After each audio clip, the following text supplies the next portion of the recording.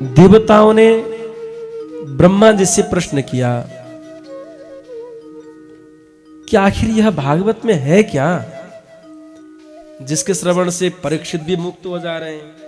अनेक पापी जिन्होंने जीवन में केवल पापी पाप किया है, वे लोग भी एक बार भागवत सप्ताह श्रवण करने से जीवन के सारे पापों को धूल करके भगवत शरण में पहुंच रहे हैं। आखिर है क्या भागवत में। ब्रह्मा जी के मन में लगा कि मैं परीक्षा करूं, तो सारे वेद वेदांग उपनिषद शास्त्रों को एकत्रित किया और तोले में, तोले कहते हैं तुला को, तोला कहते हैं, तराजू कहते हैं, नेपाली में तराजू कहते हैं, हिंदी में तोला कहते हैं, तुला, तुले में रख करके एक ओर सारे शास्त्रों को रख दिया और दूसरी ओर भागवत जी को रखा। ब्रह्मा जी देखते हैं कि सारे शास्त्रों का जो वजन है उससे अधिक भागवत जी का वजन हो जा रहा है। भागवत जी की जो पल्लू है वो नीचे की ओर चला। तत्काल ब्रह्मा जी ने घोषित कर दिया देवताओं को और सारे ब्रह्मांड के लोगों को, अरे भैया यह भागवत जो है ना सामान्य ग्रंथ नहीं है, यह साक्षात श्री कृष्ण ही है। नहीं तो सारे वेद वेदांग उपनिषद शास्त्र ग्रंथ से भी ज्यादा वजन भागवत में कैसे होता। ब्रह्मा जी ने सिद्ध कर दिया कि यह साक्षात श्री कृष्ण ही है। प्रेम से कहिए राधे राधे। तो भागवत जी जो है ना, भागवत जी के प्रत्येक अक्षर अक्षर, स्कंध, श्लोक, अध्याय अध्याय में श्री श्याम सुंदर जी की श्यामलता समाई हुई है। भागवत के अक्षर अक्षर नहीं है, ये तो श्री कृष्ण जी हैं और राधा कृष्ण युगल स्वरूप है। जो भागवत की काली काली अक्षर हैं वो कृष्ण हैं और जो पन्ने हैं पीले पीले से वो श्री राधा रानी जी हैं। तो राधा कृष्ण के बांगमयी युगल स्वरूप ही भागवत है। बोल भागवत भगवान की। पठनात् श्रवणात् सद्यो वैकुंठ फलदायकम। भागवत के पाठ करने से, अब पाठ चल रही है यहाँ पे, हमारे आचार्य जी पाठ कर रहे हैं, मूल पाठ कर रहे हैं। पठनात् वैकुंठ फलदायकम, श्रवणात् श्रवण करने से, सद्यो माने शीघ्र, तत्क्षण। आप कथा श्रवण कर रहे हैं अथवा पाठ श्रवण कर रहे हैं तो तत्क्षण भगवान मिल जाते हैं। वैकुंठ फलदायकम का अर्थ होता है वैकुंठ का फल। वैकुंठ में क्या फल होता होगा?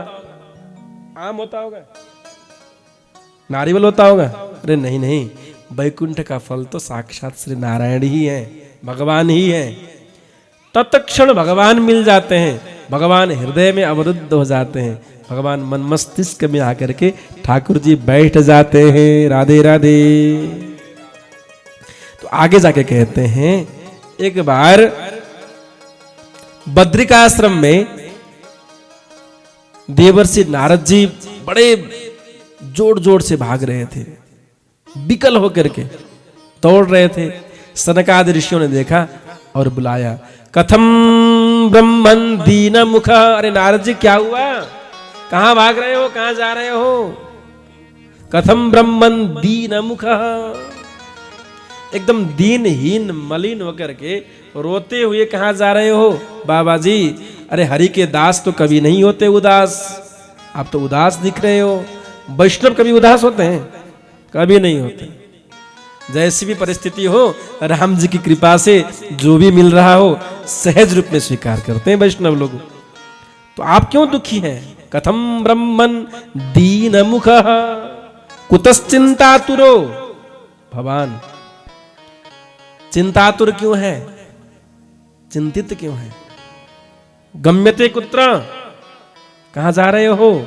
कुतश्च आगमनम, कहां ते आ रहे हो? सारे प्रश्न एक ही साथ कर दिया। नारद उवाच, नारद जी ने कहा, जब सनकादियों को देखा, संतों को देखा, महात्माओं को देखा तो बड़ी शांति मिली और निवेदन किया, अहम तो पृथ्वीम, या तो मैं पृथ्वी गया था घूमने के लिए, पृथ्वी इसलिए गया था कि भगवान के अनेक अवतार होते हैं, ठाकुर जी अनेक लीलाएं करते हैं, क्रीड़ाएं करते हैं। उस स्थानों पे उन मिट्टियों को छूते हुए, दर्शन करते हुए परम शांति, परम आनंद का अनुभूति करने के लिए पृथ्वी परिभ्रमणार्थ में गया था। पर मुझे वहां बिल्कुल उल्टा दिखा। क्या हुआ, क्या दिखा आपने? पुष्करम च प्रयागम च काशीम गोदावरीम तथा हरिक्षेत्रम कुरुक्षेत्रम श्रीरंगम, ये सब जगह में गया मैं। पुष्कर गया, प्रयाग गया, काशी गया, गोदावरी गया, हरिक्षेत्र, कुरुक्षेत्र, श्रीरंग, रामेश्वरम, सारे तीर्थों में घूमता हुआ मैं परिभ्रमण करता रहा। तो क्या हुआ? आनंद मिला आपको? संतों के साथ सानिध्यता मिली? बोले नहीं महाराज, नहीं नहीं। अब तो कलयुग ने ऐसे ग्रसित कर दिया है लोगों को कि तीर्थों में भी लोग भ्रष्ट हो गए। और जगह की तो बात छोड़िए, तीर्थ में भी भ्रष्ट लोग बैठ गए। सत्यम नास्ति, कहीं सत्यता नहीं है, सब अशोच हो गए हैं, अशुद्ध बोलते हैं, झूठ बोलते हैं, बातें बातें पे झूठ बोलते हैं, झूठ के बिना कोई बात करता ही नहीं है। सत्यम नास्ति, अनावश्यक झूठ। देखिए 4-5 जगह ऐसे हैं जहां पे झूठ बोलने से पाप नहीं लगता। जीवन की रक्षा के लिए झूठ बोलना पड़े तो उसमें पाप नहीं लगता। अपने जीविका रक्षा के लिए जो काम कर रहे हैं, जीविका, अपने परिवारों को जिस काम से आप पालन पोषण कर रहे हैं, वह जीविका रक्षा के लिए आप झूठ बोले तो उस पर पाप नहीं लगता। गौ ब्राह्मण के रक्षा के लिए, धर्म रक्षा के लिए झूठ बोले उस पर पाप नहीं लगता। अब तो बातों बातों पे झूठ। हेलो, कहां पे हैं आप? बैठ के ताश खेल रहा है, बोलेगा मीटिंग में बैठा हूं। अनावश्यक झूठ। अरे कहां पहुंच गए? बस पहुंच रहा हूं 2 मिनट में, 2 घंटे में आएगा नहीं। ऐसे झूठ है। कितनों की तो आदत बन जाती है कि मतलब रास्ते पे हर बार झूठ, हर बार झूठ, हर बार झूठ। बस 10 मिनट में पहुंच रहा हूं, आएगा नहीं 2 घंटा तक। वो अनावश्यक झूठ बोलते हैं। सत्यम नास्ति, सत्य बोलो तो रोना पड़ेगा। किसी ने कहा सत्य बोलो तो रोना पड़ेगा। सब लोग झूठे झूठे भर गए हैं, झूठे सब हो गए हैं, तो जो सत्यवादी हैं उनको भी झूठा ही बनना पड़ रहा है। आंख आंसू से धोना पड़ेगा, कलयुग ने यही है सिखाया। प्रेम सद्भाव दिल से मिटाया, प्रेम सद्भाव दिल से मिटाया। सत्य बोलो तो रोना पड़ेगा, आंख आंसू से धोना पड़ेगा। सत्यम नास्ति, सत्य नहीं है कहीं भी। तपः शौचम, तपस्या तो लोग करते ही नहीं है। मेरी माताजी भी बीमार थे, मेडिसिटी हॉस्पिटल में मैं करीब 15-20 दिन तक रहना पड़ा मुझे।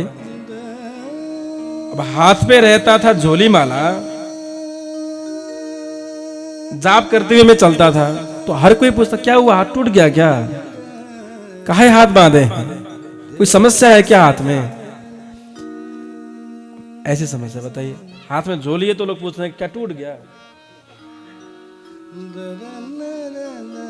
इतनी भी लोगों को जानकारी नहीं है कि जाप करना चाहिए, भजन करना चाहिए, झोली माला क्या होती है, मंत्र जाप क्या होता है। तपः शौचम नास्ति, तपस्या तो बिल्कुल है नहीं, शौचाचार भी नहीं है, अशुद्ध है लोग। सोच में ही खोट हो गया लोगों को। तपः शौचम न विद्यते दया दानम च न विद्यते। लोगों में दया भी नहीं है। वृद्ध, अशक्त, असहाय, अपांग को देख करके मन में दया नहीं जगती। बस अपना पेट भर जाए, अपना काम बन जाए, लोग जैसे भी रहें, जैसे भी जिए, कोई मतलब नहीं। इतने भ्रष्ट लोग, स्वार्थ लोग हो गए, स्वार्थी लोग भर गए हैं। तो लोग कर क्या रहे हैं? सब अशुद्ध, अशौच, अकृत कर्म में लीन है। तो लोग कर क्या रहे हैं? नारद जी ने कहा बस एक काम कर रहे हैं लोग। कलयुग में सब लोग बस एक ही काम कर रहे हैं। क्या कर रहे हैं? बोले उदरम भरणो, पेट भरने की काम कर रहे हैं। हर कोई पेट भरने में लगा हुआ है। उदरम भरणो। किसी संत ने कहा भैया पेट ना होता तो तुमसे भेंट भी ना होता। जय हो जय हो। हाँ? हर कोई जो है बस इसी काम पे लगा हुआ है। कई लोग झूठ का आश्रय ले रहे हैं, कोई मतलब लूट रहे हैं, चोरी कर रहे हैं, कुछ भी कर रहे हैं, बिजनेस कर रहे हैं, व्यापार कर रहे हैं, कुछ भी कर रहे हैं, बस पेट भरने के लिए लगे हुए हैं। जन्म से मृत्यु पर्यंत बस एक ही काम चलता है लोगों का, पेट भरना।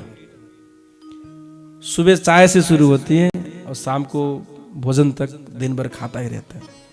और इतना खा लिया, पेट कभी भरता है क्या? पेट कभी किसी का पेट भरा है?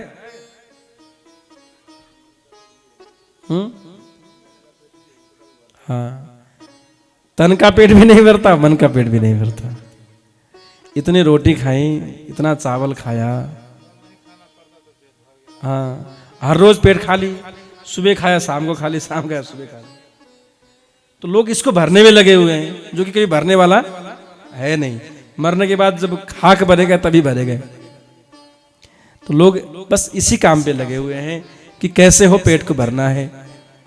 इसलिए सब कुकर्म हो रहे हैं। तो जीवन में लोग अपने स्वार्थ को पूर्ति करने के लिए पापाचार, दुष्टाचार में लगे हुए हैं। कूट भाषण, अप्रिय वचन बोलते हैं, शुद्ध वचन नहीं बोलते हैं। तरुणी प्रभुता गेहे श्याल को बुद्धिदायक कन्या विक्रयणो लोभात दंपत्ति नाम च कलकनम। तरुणी प्रभुता गेहे, श्याल को बुद्धिदायक, उपदेश देने वाले, सलाह सुझाव देने वाले साले जी हो गए हैं। घर पे श्रीमान जी का कुछ चलता नहीं है। हाँ, घर की देवियां ही सब कुछ चलाती हैं, ये लिखा हुआ है। देवियों के पास में चाबी रहती है। कुछ भी करना हो तो अब पुरुषों से कहने की जरूरत है नहीं। दान मांगना हो, कुछ करना हो तो देवियों से कहिए, बस काम पूरा होने वाला है। तरुणी प्रभुता गे है, कन्या विक्रयणो लोभात।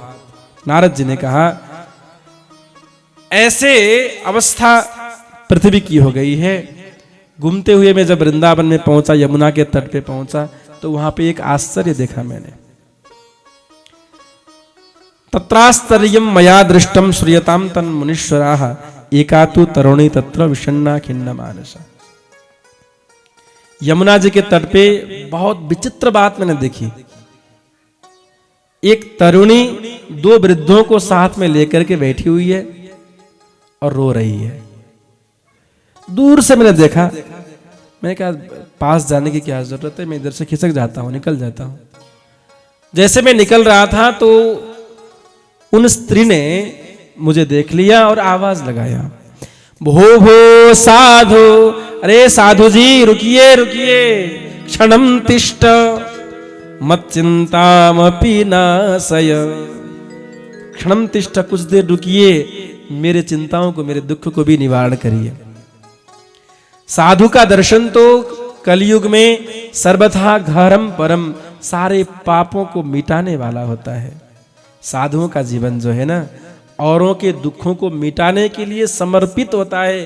अरे साधु जी, मेरे कष्ट को भी आप दुख करते हुए जाइए। दर्शनम तव लोकस्य सर्वथा गहरम परम। साधु के जीवन तो औरों के उद्धार के लिए, कृपा करने के लिए समर्पित रहता है। यहां सुत जी महाराज जी ने कहा शौनक आदि ऋषियों से कि आपको मैं वह कथा श्रवण कराऊंगा जो कथा मोक्ष प्रदान करने वाली है। काल रूपी नाग के पास में बंधे हुए परीक्षित के उद्धार के लिए सुखदेव स्वामी जी ने जो कथा श्रवण कराई थी, वही कथा मैं आपको श्रवण कराऊंगा। काल व्याल मुख ग्रास त्राश निर्नाश हेतभि श्रीमद् भागवतम शास्त्रम कलौ कीरेण भाषितम। कीरेण माने सुखदेव स्वामी जी ने यह भागवत कथा श्रवण कराई है। परीक्षिते कथा वक्तुम, जब कथा चल रही थी, सुखदेव स्वामी कथा कहने वाले थे, परीक्षित जी हाथ जोड़ के बैठे हुए थे, तो देवता लोग वहां पे आ गए, स्वर्ण कलश में अमृत लेकर के आ गए। ध्यान देना, बहुत महत्वपूर्ण बात। कथा अभी तो कथा प्रारंभ हुई भी नहीं थी, देवता लोग पहुंच गए। प्रणाम करके सुखदेव स्वामी जी से कहा, प्रभु परीक्षित को श्राप लगा है, 7 दिन में उसकी मृत्यु होनी है, तो आप कृपा करके यह अमृत जो है ना, इसे पिला दीजिए। अमृत के पान करने से इसकी मृत्यु नहीं होगी। सुखदेव स्वामी ने कहा, इसके बदले में क्या चाहिए आपको? देवताओं ने हाथ जोड़ के कहा, हमें इसके बदले में भागवत कथा श्रवण कराइए। तो सुखदेव स्वामी जी ने परीक्षित की ओर लक्षित करते हुए प्रश्न किया, तुम्हें क्या पान करना है? कथामृत पान करनी है या सुधामृत पान करना है? परीक्षित ने कहा, प्रभु मुझे तो कुछ पता है नहीं, कथामृत पीने से क्या होता है और सुधामृत पान करने से इसका फल क्या होता है। स्वामी जी ने कहा, देखो सुधामृत कथा स्वर्गामृत पान करने से कुछ कल्प तक व्यक्ति जीवित रहता है, मरना नहीं पड़ता, सालों तक, 10 साल, 10,000 साल, मतलब पृथ्वी जब तक पृथ्वी है तब तक, जब तक प्रलय ना आए तब तक अमृत के पान करने से मृत्यु को स्वीकार नहीं करना पड़ता, मरना नहीं पड़ता।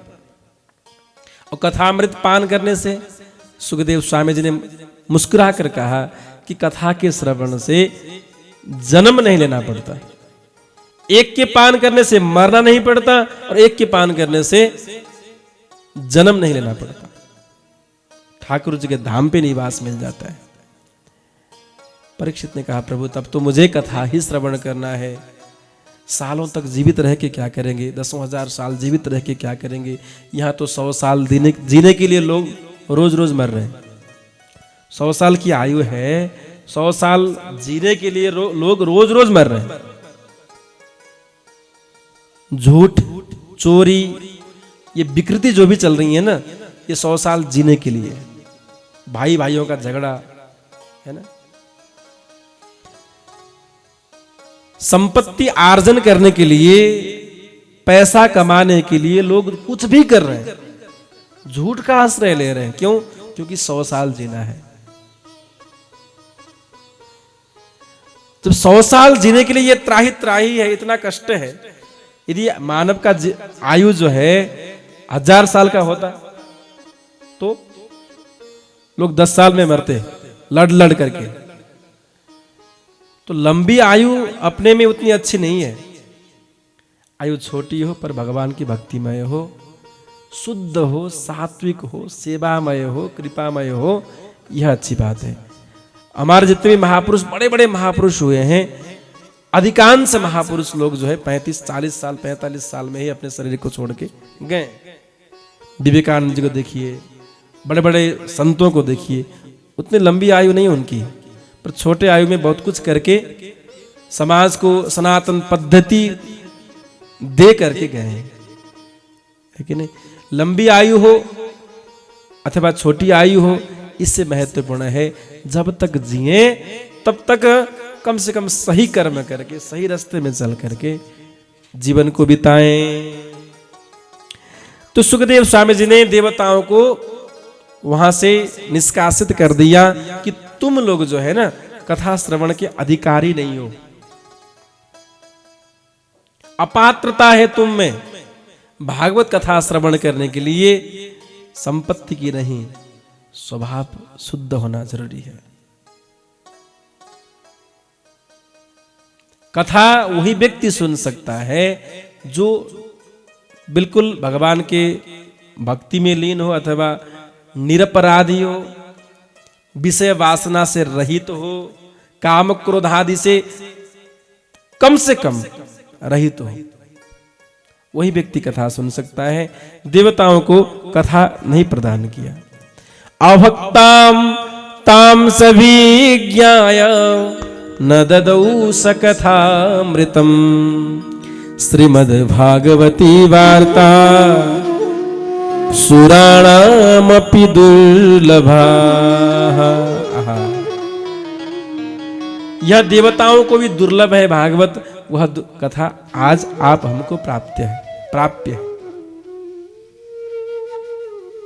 तो 7 दिन जो है बड़े प्रेम से कथा श्रवण करें, जिससे जीवन में बहुत कुछ हमें सीखने को मिलेगा।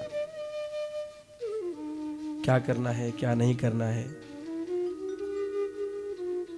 बहुत समय तो बीत गया है, अब जो शेष है इस समय को, बाकी जीवन को कैसे व्यवस्थित करना है, यह आपको भागवत सिखाएगी। मृत्यु को कैसे हंसते हंसते स्वीकार करना है, यह चीज आप हमको भागवत सिखाएगी। जीवन में सब कुछ हमने किया है, सब तैयारियां की हैं, घर बनाने के लिए, शादी करने के लिए, हर चीज की तैयारी करते हैं। क्या कभी मरने के लिए तैयारी की है? सब लोग मरने से डरते क्यों हैं? क्योंकि तैयारी नहीं है। बिना तैयारी कोई काम करेंगे तो उसमें द्विविधा रहेगी, बहुत टेंशन रहेगा। तो जीवन में सब कुछ के लिए हमने समय व्यवस्थित किया है, तैयारियां की हैं, पर मरने के लिए कोई तैयारी नहीं की। इसलिए हर कोई डरता है मरने से।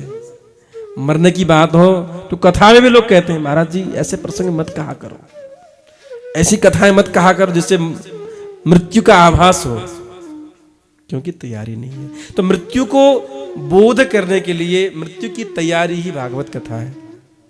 हंसते हंसते जीवन को अथवा मृत्यु को स्वीकार कर लें।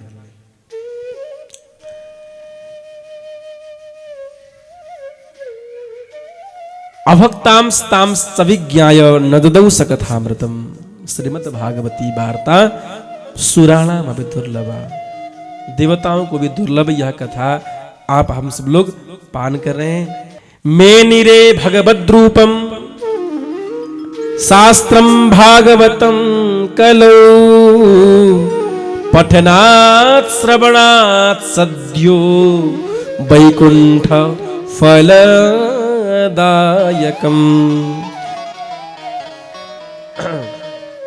एक बार